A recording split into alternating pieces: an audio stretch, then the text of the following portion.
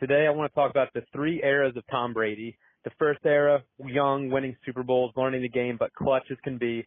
The middle era, lighting up the scoreboard. No Super Bowl rings there, but absolute monster on the field, lighting it up. And the third era of winning Super Bowls again, cerebral, just locked in. All 3 could be their own Hall of Fame careers, but rank them from GOAT, Glaze, and Gone. Ooh. But we got to chill out, man, after that. And it's time for the Chill Zone, brought to you by Coors Light. Get Coors Light delivered straight to your door. Visit CoorsLight.com/GWN and celebrate responsibly. We had to keep these things away. I know. Who do we got going? It would have been an 8-hour episode. It wouldn't have been chill. It wouldn't have been chill. It would not have been chill. Well, let's hit the old hotline. Again, that number is 424-291-2290. Let's get into it. Here's our first. Let's hit the old hotline. Jules, this is Gabe from the Bay Area, California. I've got 2 questions for you, or a question and a request. First question, when you're back in the Bay Area, where is your go-to food spot or something that from your childhood you used to love going to get food at? Gotta know for that. And then, request, I think that for an episode, you guys need to get Madison Bumgarner on the podcast. And you guys need to talk about the 2014 World Series Game 7 at Kauffman Stadium, when he comes out of the bullpen to shut it down and give the Giants another World Series victory. All right. Thanks, man. Love the podcast, boys. Though, Bumgarner, that dude's a monster. He's like country strong. Like, I think now I remember him, dude. He was a fucking monster. I would love to go over that game. We need to get We need more baseball. Huh? We need more baseball. We definitely need some more baseball. Yeah, we're trying, but we're trying to. Yeah. But we would love to get him on here to discuss that game, and especially those teams. I loved him. I loved big time Tim Lincecum, yeah. Matt Cain. I liked them all, man. We had Hunter Pence on. Oh, Brian Wilson. Brian Wilson. So Brian Wilson, what did I just see? That Charlie Sheen, did you hear about that? Charlie Sheen said that's winning. He was inspired off of Brian Wilson. Wow. The whole that's winning or winning thing? Winning. Yeah, everyone said that. That's from Brian Wilson. Wow. I saw that in something, maybe the documentary.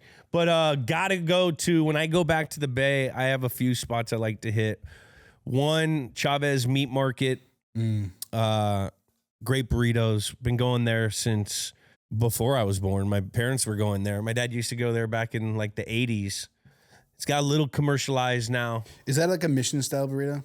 Yeah. Okay. So, Northern California style burrito, where they put in crema, queso, carne asada, arroz, frijoles, pico de gallo. And the tortilla is like kind of like the main. The tortilla is really, it's a flour tortilla. They used to, they changed it at Chavez. They used to have this steam thing. They would put the whole thing in there and you'd hear it go tss, tss, and they would steam the tortilla. Now they have this thing where they put it on the flat thing. But I remember back in the day, it'd make the tortilla super, super chewy. I love that spot. So hitting that, I would hit Harry's Hofbrau. It's right over on El Camino. They got kind of like those open-faced turkey sandwich kind of spot. You go there and you tell the chef what you want, and they cut up your thing. I would always go with they had a hot dog. They would slice it, put it on like sourdough French roll, and then I'd get a bowl of au jus and I would dip it in there. Or I'd go with roast beef sandwich, and they had great stuffing and great turkey gravy. And then they always had crisp salad. You get a cold crisp salad, and I'd add beets, and then throw a lot of ranch on it, and then you cut it up, and your ranch would get all red. I loved that place. And then there used to be a place I used to like going to, but it's got new ownership. Different. That's the worst delis. thing. The delis I used to be a Woodside deli guy. It changed. It's a little different now. It's one of the saddest things when your favorite restaurant doesn't close down. Gets new ownership. It gets new ownership. It just becomes different. And it's like, it's worse. It's worse. Yeah.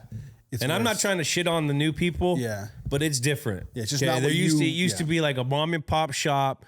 Old man Woodside Deli, this old Italian dude would be in there, and he had his daughters working, and he'd have the big ass cheese cutting it and going from this. You know what I mean? They don't have it no more. Yeah. They used to have a plethora of everything, like the little Italian deli stuff. I always loved the deli up north because of our sourdough rolls and Dutch Crunch, and they always had good rolls. They started distributing the bread from somewhere else, I think. Yeah, that killed it. Yeah. Killed it. Yeah. But I would say those two places, I have to get a Chavez burrito and go to Harry's, and then find some kind of sandwich. Boudin, I like Boudin because they have good sourdough. You get the turkey avocado with Havarti. But yeah, those are my spots. Sourdough, bread, and I like the Mexican up north better too.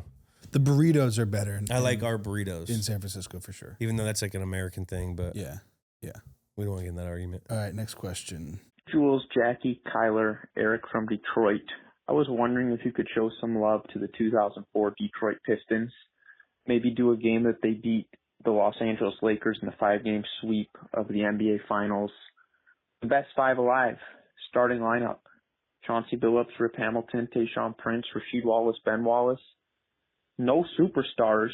I think this team deserves a little love on the games with names. 1,000%. I agree. I met Rip Hamilton at a concert with Gronk. He's a UConn guy. Him and Brady were boys back in the day because they were UConn. They were thriving at Detroit in 04. And Tom, I guess he was telling me something like that. He was a Patriots fan because of that. Yeah. You know, so Rip, we got to get Rip on to discuss those teams. I used to love those. The Wallace Bros. Those teams were just dirty, nasty. Tayshaun Prince, he'd always have a shot from the corner. I love Rip Hamilton when he wore the fucking mask. Oh, I asked, that's the first thing I asked him when I met him. I'm like, what's up with the mask, man? He's like, yeah, but, became my thing. But he had the mask with the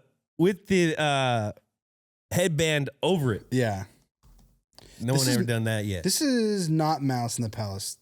This is Mouse in the Palace. Oh, this is Mouse in the Palace here. Yeah. Mouse in the Palace was November 19, 2004. So were they fought? Yeah. Maybe it's a season after, but it's this era of Pistons. No, we got to hit this team. Yeah, that'd be great. I love this team. Yeah, that's a fun team. And I love Rick. I love Ben Wallace. I love Rasheed Wallace. I love that whole starting 5. Chauncey. And they were fucking good. They switched back to the old school, like the red, white, and blue like uniforms versus that like weird like teal fucking horse thing. Detroit teams are just always tough. It's good to see that the Lions are back in that market. They look like a tough team right now. Dominating teams. Bullying teams with the run game. Hey, Jules. My name's Logan from West Virginia, and I'm a big Macho Man Randy Savage fan. And I was just curious, in all your years in New England, who were some of the team pukesters? Love the show. Thanks. Pukesters? I don't know. You pukester. Pukester. There's a few. That's a great question. There were a few pukesters. We're going to start asking all the wrestling people, who's the biggest pukester? That's it. We should have had that before this. I know. Fuck. What the fuck, Logan? Rick was dialed. And he's dialed in all the football too right now. Dude, when he started doing like, I'm sure, who knows when it's coming out. When he started doing the like jet riding limousine, like that thing, he was like a great white shark attacking, his eyes rolled back into his head, and he just was on autopilot and he was just fucking cooking. Hey, Games with Names, how's it going? Spentway calling from Weston, Massachusetts. Big fan of the show. Thank you guys for an awesome show. I'm thinking of old school Red Sox, like 75, old school Red Sox Yankees rivalry, maybe like Carlton Fisk, Jim Rice, Dwight Evans, Fred Lynn, Spaceball, Bill Lee. I think there's some really great stories there. Again, thank you guys for a great show. Jules, thank you for so many awesome football memories. Keep up the great work, guys. Have a good day. Definitely, we got to get some of those old Sox games. We need baseball. I'm working on it. There's names in there that I've been talking to try to get them on because we definitely need more from this era. I mean, Carlton Fisk, come on. Yeah, I know. Fuck. Freaking, those are some lonely days, though, back then. Yeah. The curse was still Peak in curse. full Yeah. effect. I would say peak curse is probably 1986. Yeah. With Buckner. I think that's peak curse. That was peak. Yeah. But I mean, it's another 18 years until they won it. So, yeah, absolutely. We love that. Thanks for the call. Great call. Hearing a call like that makes me feel all warm and fuzzy about being home. Yeah, me too. Okay. Let's do two more here. Hey guys, it's Megan as always. I have a question for you and I need advice. So one of my friends is actually doing poorly in our fantasy league and she feels a little bit down. Is there any advice you can give for her despite being in last place? Please let me know. Thanks guys. Yes, I know exactly what you can do, Megan. This is what you do. You give her how much you guys put in, you have her trade all her best players to your team. And then you guys have a joint team. Are you promoting collusion right now? Well, no. But then when you win, you're such a fantasy newbie that you would be like, collusion. Hey, here's what you gotta do. Collude. This is fantasy death penalty type of shit. Oh, is it? Yeah. Oh, I mean, Jesus Christ. I think you buy her ice cream cone. I actually do have a real answer here. What is your answer? Fantasy football is about fun, right? So you got to get him some of our sleeper aids. I would say you do, forget about points, load up your team with players and games that you want to watch. So if you're a Patriots fan, go get fucking Diggs or go get Booty or go get someone that you want to watch the game and root for. You're making me yawn with that one, buddy. No, you go in and cheat. You fucking collude. You should cheat. Yeah, go cheat. You guys collude your balls off. Cheat. Yeah, that's the answer. I don't think you, that doesn't really that sounds like Bill. Never mind. Okay, last one here. Yo, guys, it's Nuthouse Nation. I want to introduce you to a little game we call Goat, Glaze, and Gone.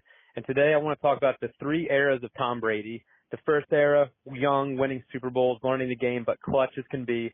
The middle era, lighting up the scoreboard. No Super Bowl rings there, but absolute monster on the field, lighting it up. And the third era of winning Super Bowls again, cerebral, just locked in. All three could be their own Hall of Fame careers, but rank them from GOAT, Glaze, and Gone. Ooh. I think this is like a PG version of Fuck, Marry, Kill. Goat, Glaze, Gone. Goat is Marry, Glaze is fuck, and Gone is kill. I like it. I like the alliteration. So, are we grading it? Yeah. I have an answer. You go first. Or do you want me to go first? I think you go first. I goat the third leg of his career. You? Yeah. I glaze the first leg of his career. Because just Super Bowls, winning championships. And then Gone. And I gone the middle, losing to the Giants, heartbreak, because who gives about individual stats? I agree. Yeah. That's what I was going to say. Yeah. Although I will say 2007 was probably the most fun watching the Patriots. Yeah, but what, are you going to glaze that? No, but like I've never had more fun than watching the 2007.